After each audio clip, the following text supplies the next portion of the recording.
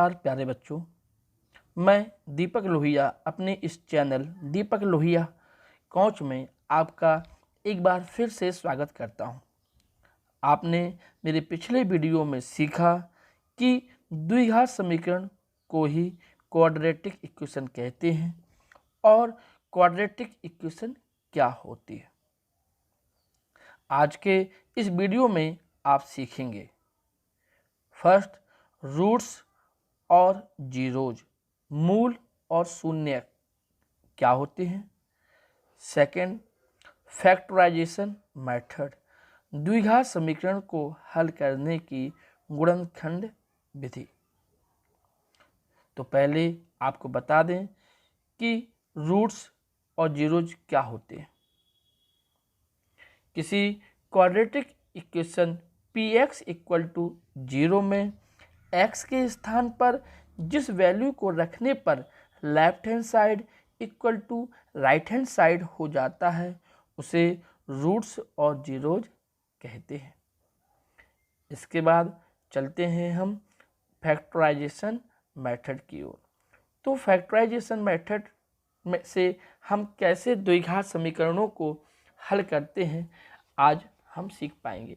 तो हम लेते हैं दो एग्जाम्पल जिसके माध्यम से आपको हम समझाने की कोशिश करेंगे। पहला एग्जाम्पल है मेरा 6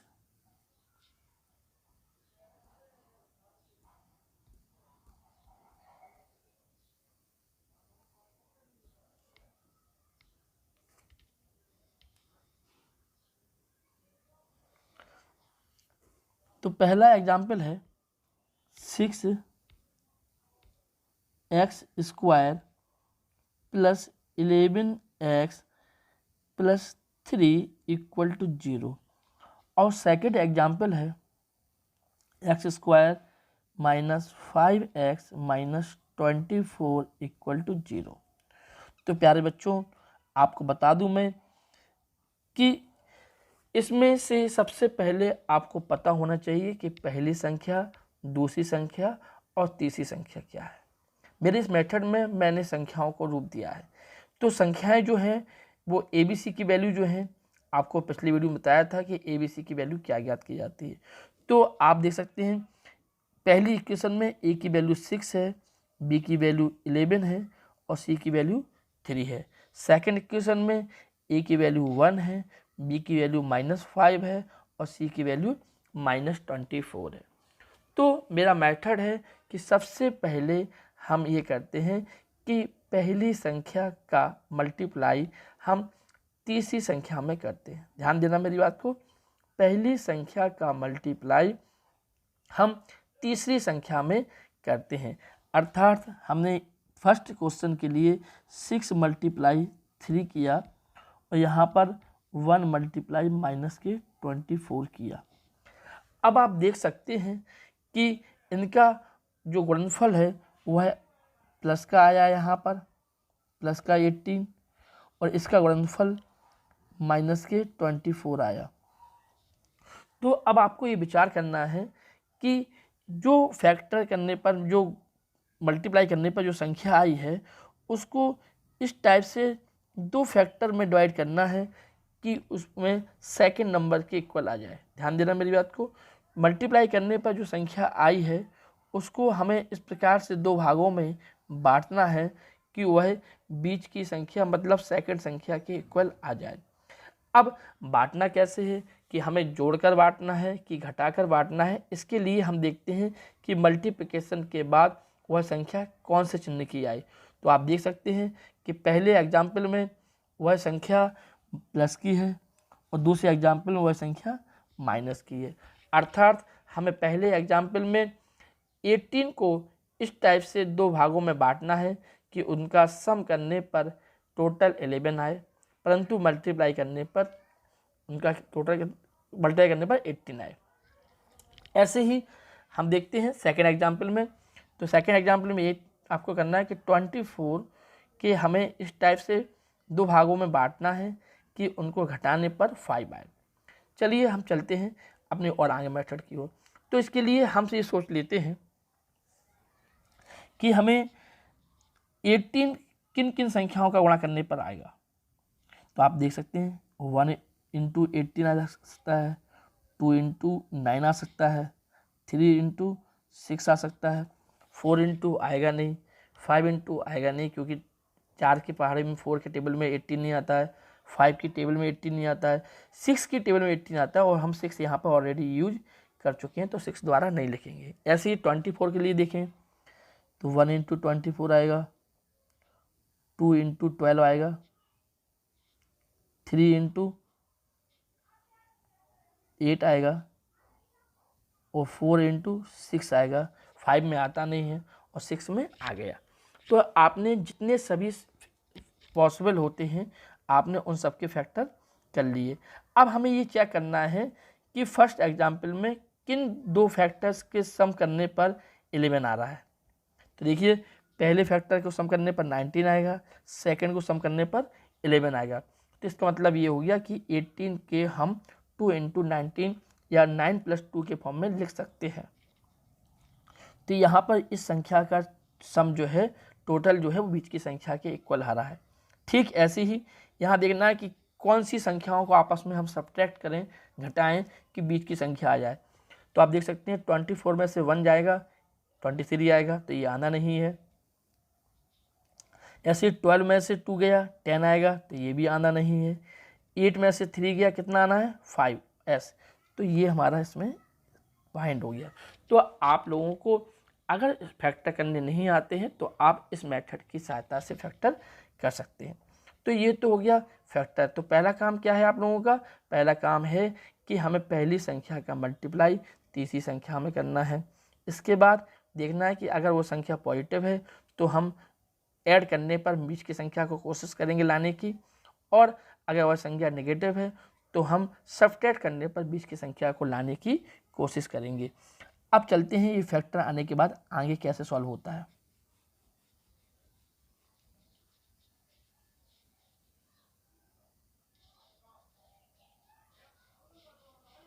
तो प्यारे बच्चों अभी आपने समझा कि किस प्रकार से हम फैक्टर ज्ञात कर सकते हैं। ये मैंने वीडियो कमज़ोर से कमज़ोर बच्चों के लिए भी बनाया है कि अगर वो नहीं आता है तो वो सीख सकें, लेकिन जिन्हें आता है तो अच्छी बात है, वो उस चीज़ को मन में ही कर सकता है। तो अभी आपने देखा कि फर्स्ट एग्जाम्पल में हमारे फैक्टर जो आए थे वो 9 और 2 आए थे। तो मैं इसको लिख सकता हूँ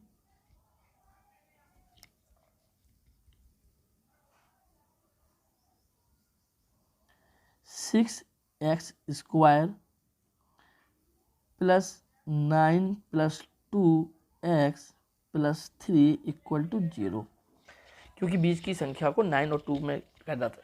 ऐसे ही 8 3 जब 24 होते हैं यहाँ पर, तो ये हो गया x² minus 8 minus 3x minus 24 equal to 0। तो आई होप आप लोगों को ये सेकंड लाइन अच्छे से समझ में आ गई होगी।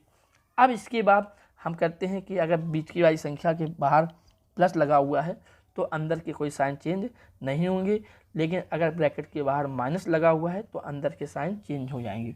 तो यहाँ देखते हैं ये हो गया 6x², ये 9 प्लस 9 है तो प्लस ही 9x रहेगा, ये प्लस 2x हो जाएगा और plus 3 equal to 0, just like as यहाँ देख सकते हैं। तो x²। अब देखते हैं ब्रैकेट के बाहर माइनस है तो जो 8 है वो अभी पॉजिटिव है, अब क्या क्या हो जाएगा, ये नेगेटिव हो जाएगा। 3 नेगेटिव है तो ये हो जाएगा पॉजिटिव। तो इस टाइप से हम इसके फैक्टर कर लेते हैं। अब हम करते हैं दो दो संख्याओं में कॉमन लेते हैं। तो दो दो संख्याओं में कॉमन लेने के लिए क्या करेंगे, यहाँ ले लिया हमने 3x कॉमन ले लिया तो क्या बचा 2x प्लस 3, क्योंकि 3 से डिवाइड करेंगे 6 को 2 आएगा, x से x कैंसिल हो जाएगा। यहाँ आप देखें सेकंड लाइन में 2x प्लस 3 में कोई संख्या कॉमन नहीं आ रही है तो यहाँ पर +1 ले सकते हैं।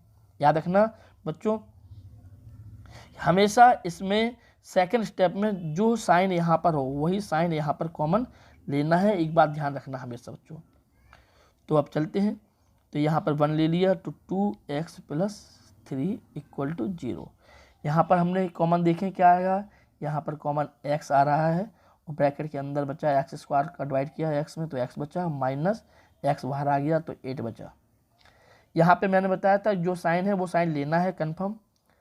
अब 3 कॉमन ले लिया तो क्या बचा x माइनस 8। तो अब बच्चों आपको बता दें कि यदि हमारा ये क्वेश्चन सही होगा तो इसकी पहचान ये है कि ब्रैकेट के अंदर लिखी हुई संख्या सेम आएगी। अब ऐसा करने पर आप इसको ऐसा भी समझ सकते हैं कि एक बार जो सेम ब्रैकेट है उसको लिख लीजिए और दूसरा बचा हुआ लिख लीजिए, या फिर आप ऐसा भी समझ सकते हैं कि कॉमन ले लीजिए। तो चलो आप जैसा समझें वैसा अच्छा है। तो मैंने यहाँ पर लिखा, एक बार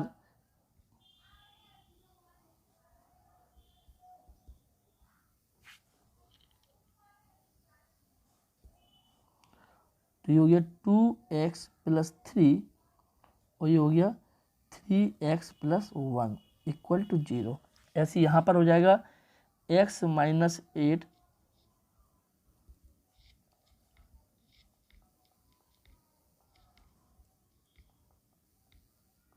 और ये हो गया x प्लस 3। थोड़ा सा फाउंट डिस्टर्ब कर रहा है हमारा मार्कर। तो x प्लस 3 इक्वल टू 0। अब मैं आपको एक बात और बताने जा रहा हूँ, ये भी बहुत इम्पोर्टेंट है कि यदि इन दो संख्याओं का मल्टीप्लिकेशन 0 आ रहा है, मेरा समझना गौर से, इन दो संख्याओं का मल्टीप्लिकेशन 0 आ रहा है, इसका मीन्स है कि डेफिनेटली इन दोनों संख्याओं में कोई एक नंबर 0 जरूर है। क्योंकि आप जानते हो दो संख्याओं का मल्टीप्लिकेशन 0 तभी आ सकता है जब उनमें से कोई एक संख्या 0 हो या दोनों संख्या 0 हो। तो हम ऐसे ही कर लेते हैं, जब 2x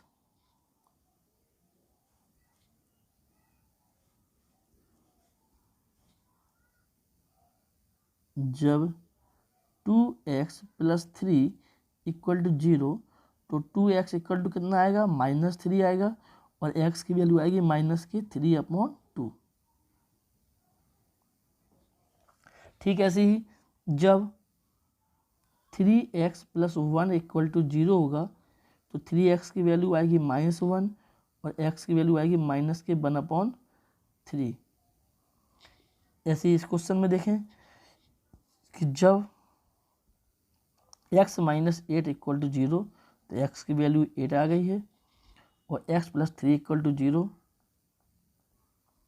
तो x की वैल्यू -3 आ गई है। तो जो x की दो वैल्यू आई हैं ये बोलती हैं, इसी को बोलते हैं जीरोज या शून्य, क्योंकि आप इन नंबर्स को, इन वैल्यू को आप ऊपर वाली इक्वेशन में रखेंगे तो डेफिनेटली उसका आंसर 0 ही आएगा, इसलिए इसे जीरोज बोलते हैं। तो आपने देखा कि फैक्टराइजेशन मेथड से हम कैसे इक्वेशन को सॉल्व कर सकते हैं। अब चलते हैं थोड़ा सा और एग्जाम्पल के माध्यम से समझते हैं। तो देखें अगला example,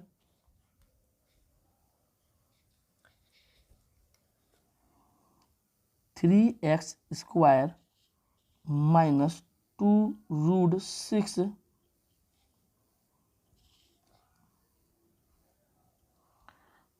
x plus 2 equal to 0। तो देखिए स्टूडेंट्स,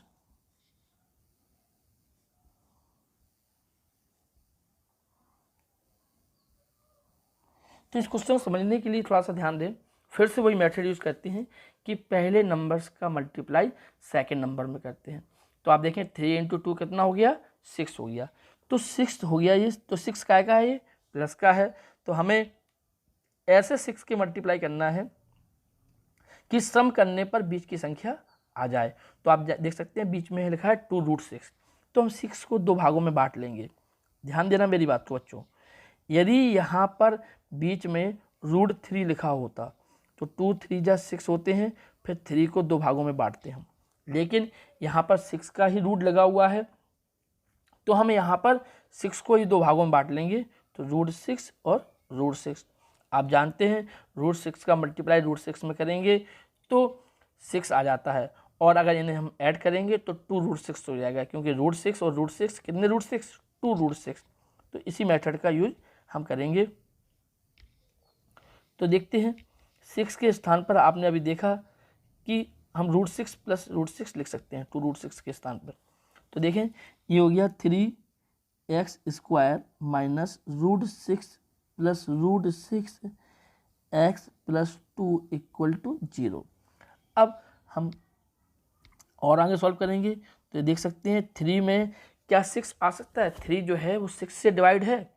अगर यहाँ पर 4 होता 4x² तो भी 4 में एक कॉमन फैक्टर आ रहा है 2, तो हमें ये भी देखना कंपलसरी होता है कि किस में कौन सा कॉमन फैक्टर आ रहा है। आप देख सकते हैं 3 6 से डिवाइड है तो 3 को भी हमें रूट में डिवाइड करना होगा, तो ये हो जाएगा √3 into √3x² minus √6x minus √6x plus, ऐसे ही 2 भी डिवाइड है तो 2 को भी हम √2 इंटू √2 में लिख लेते हैं। अब देखते हैं इसमें कॉमन क्या आ रहा है दो स्टेप में। तो देखेंगे आप पहले डिजिट में √3x कॉमन है तो क्या बचा? √3x माइनस √3 से √6 गया √2 टाइम तो x बाहर आ गया, माइनस हमने बताया था बीच में जो संख्या होती है उसे हम कॉमन जरूर लेते हैं। यहाँ पे माइनस के √2 कॉमन आ गए हैं, माइनस कॉमन लेने पर जो माइनस होगा वो प्लस हो जाएगा, जो प्लस होगा वह माइनस हो जाएगा। इसका मतलब ये हुआ कि माइनस के √6 थे तो ये प्लस के हो गए, तो ये होगा √3x माइनस के √2 इक्वल टू 0। आपको बताया था कि इसमें ब्रैकेट सेम आते हैं, तो आपने देख सकते हैं कि इसमें हमारे ब्रैकेट सेम आए हुए हैं। तो हम क्या करेंगे नेक्स्ट लाइन में √3x माइनस √2 एक ब्रैकेट में हो गया √3x माइनस √2 इक्वल टू 0।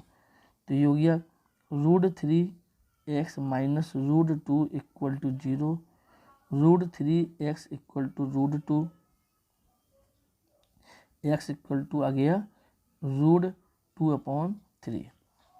तो यहाँ भी ऐसे ही सेम आएगा √3x इक्वल टू √2 और x इक्वल टू √2/3।